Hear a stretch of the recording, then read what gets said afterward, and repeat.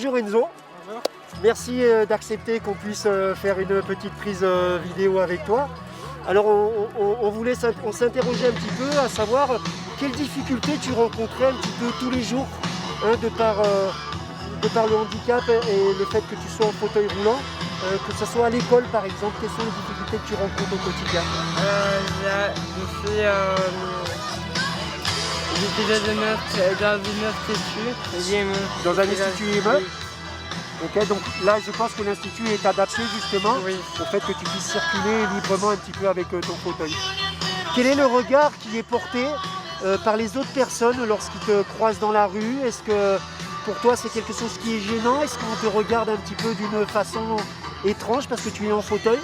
Certaines personnes trouvent ça étrange que je suis en fauteuil des fois. D'accord, ok. Est-ce que toi tu arrives à trouver dans la vie de tous les jours des activités qui te soient adaptées où tu puisses participer? Par exemple, ça peut être aussi monter dans un bus, rentrer dans un bâtiment public. Il y a des endroits où c'est très compliqué l'accessibilité. D'accord. Est-ce que par exemple, tu as vu là-bas, il y a une entreprise qui propose des tricycles adaptés pour fauteuil. Tu as peut-être essayé? Tu l'as essayé? Est-ce que pour toi c'est quelque chose que tu utiliserais si on les mettait à disposition? Je pense que oui.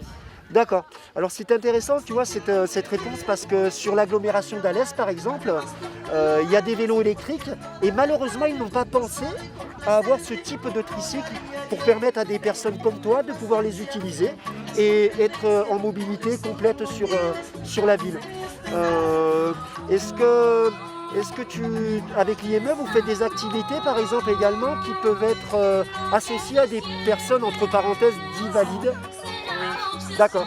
Et est-ce que toi ça t'apporte justement un plus de pouvoir évoluer avec ces personnes? Oui, c'est ça.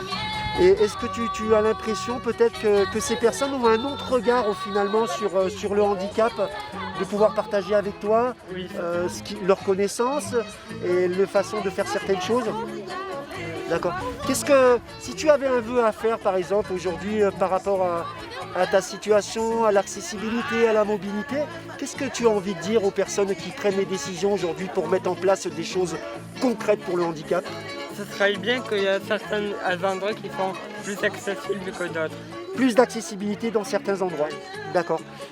Tu as des exemples par exemple d'endroits qui sont où on peut dire qu'il y a une volonté de faire des choses vraiment plus adaptées pour vous? Pas vraiment, j'ai pas de... Ouais, donc tu n'as pas vraiment un exemple d'un endroit spécifique où tout va être inclusif, je ne sais pas si c'est le terme, mais où tu vas pouvoir évoluer comme tout le monde finalement. D'accord. Donc nous, c'est un petit peu aussi ce qu'on cherche à faire, à mettre en avant.